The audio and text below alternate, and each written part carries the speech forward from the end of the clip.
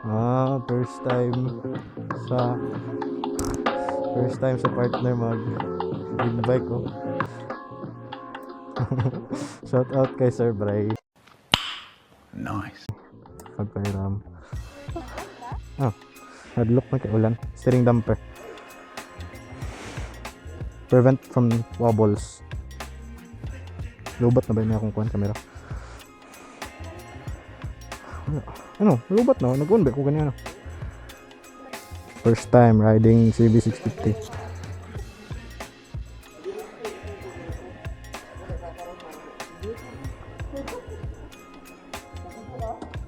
Ano? Tambukan ako eh.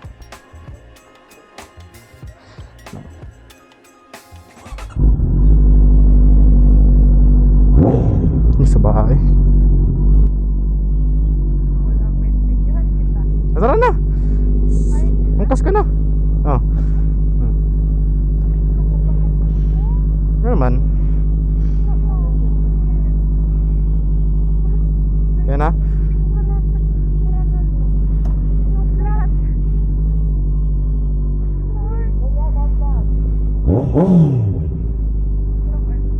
Panggunit lang. Hindi, maghintay ako sa kanila. Gibidyohan naman nila ako.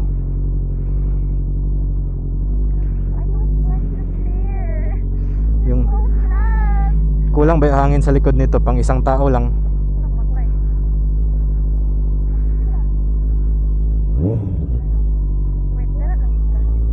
Ano naman? Meron ba itong meron nga. Masyang fuel gauge.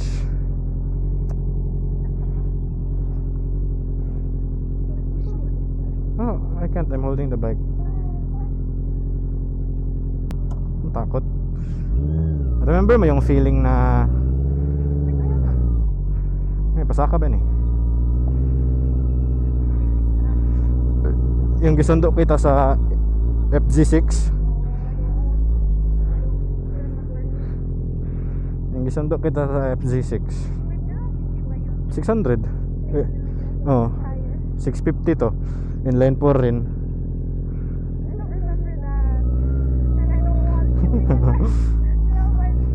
Ano ka matakot? Straight line naman tayo magpabilis. Iba ba talaga sipa nito? Maghawa ka lang maayos. Sa akin ka lang maghawa.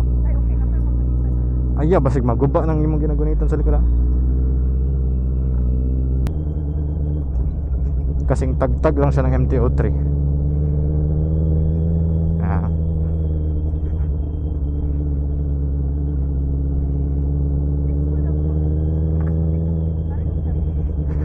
Hindi ko alam. Kung magsagit-sagit ka siguro.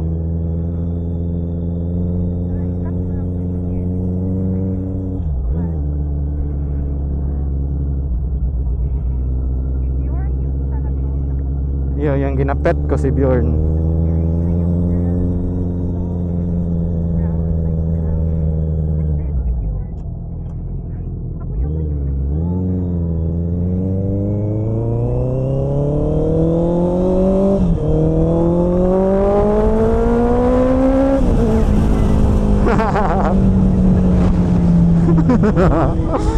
First time ko to ba? Dahan-dahan lang ako sa kurbada. Kasi basa rin yung daan eh.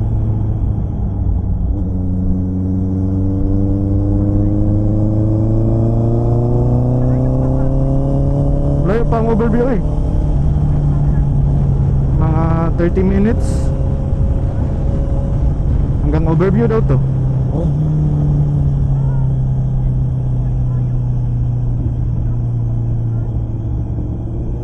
Lang kay basa ang dalan. Hadlock po gani ko.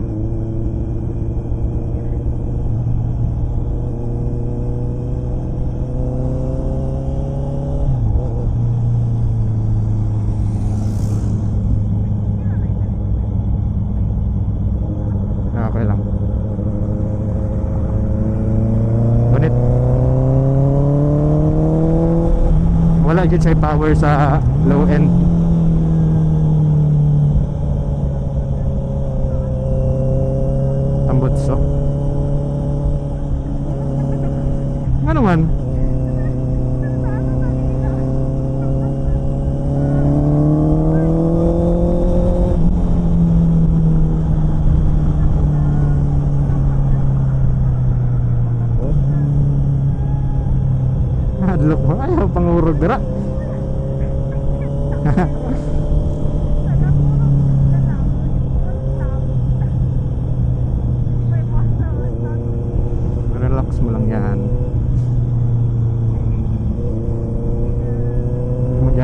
enjoy diri.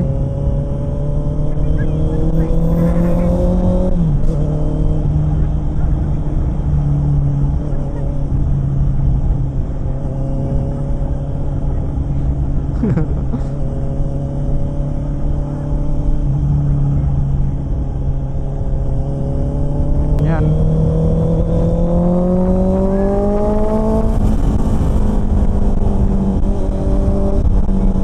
Okay lang yan.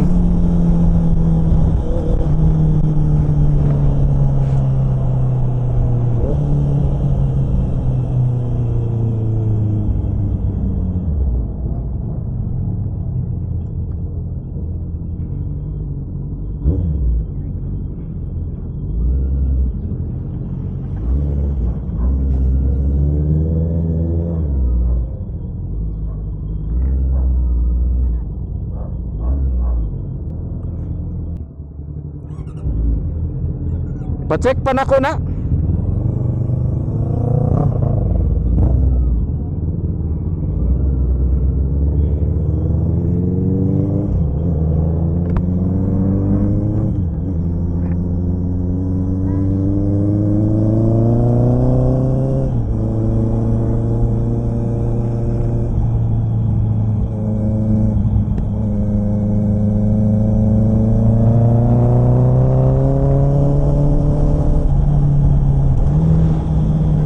Smooth ng engine eh.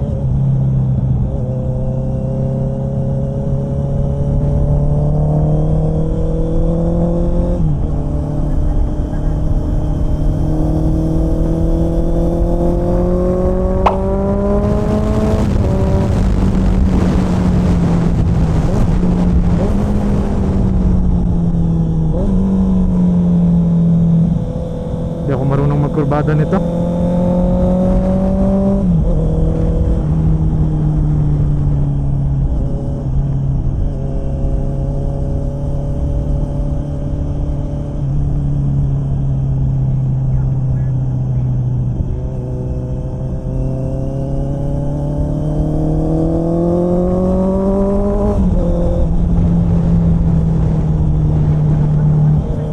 Pwede man.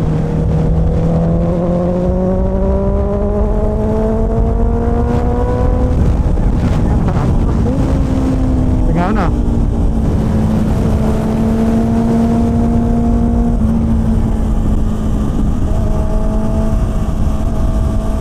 Ito, the view. Tight turn to dito ah.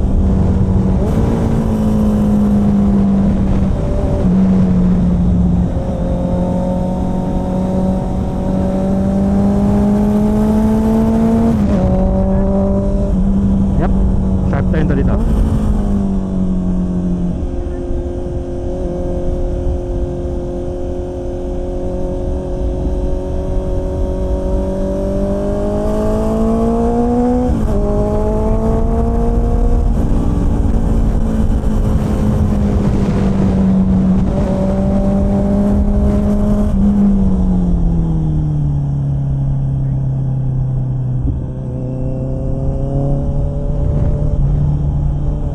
Teka lang.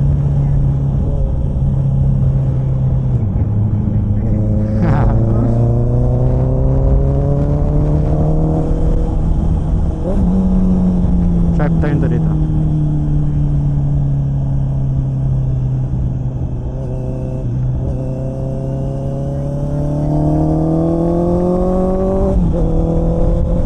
Properly hold on, yan lang. Properly hold on.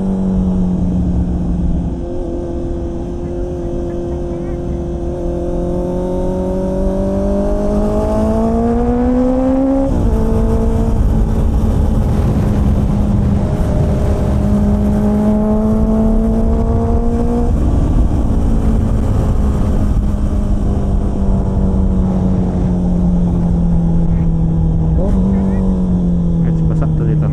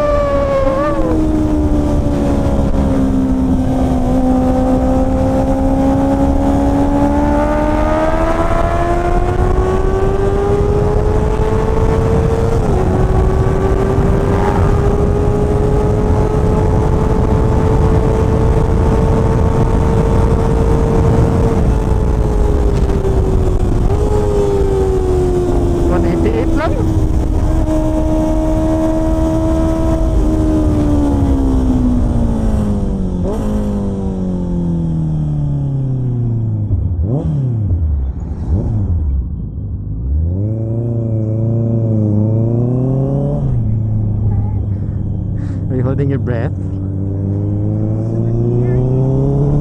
Ganit lang.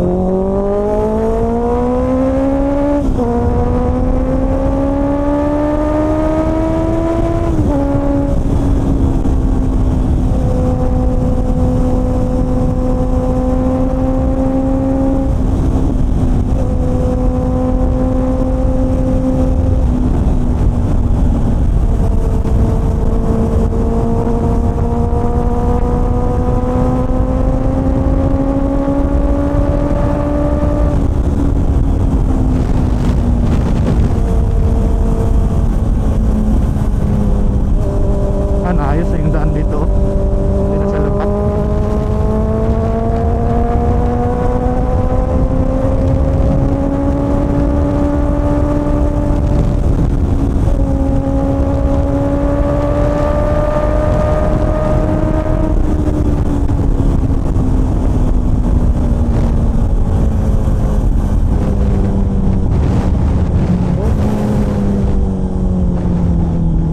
Ito yung 155.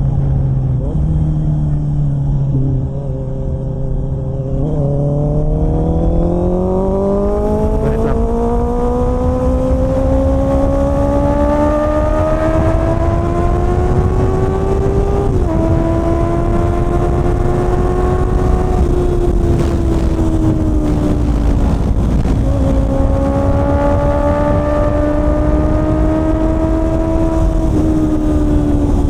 Hindi ako nasanay, walang backfire ba? Hindi ako nasanay, walang backfire.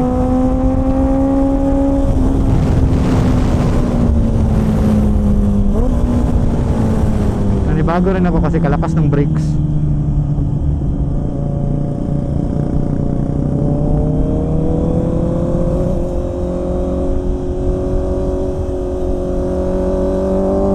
Laoy, sa likod eh.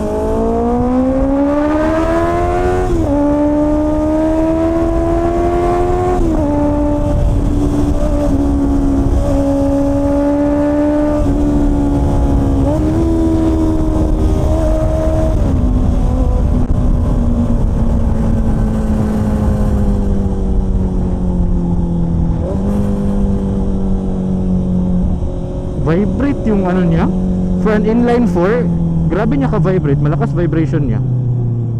Yeah. Nung na-try ko kasi na yung dati, yung sa FZ6 gani, hindi masyado vibrate yun eh.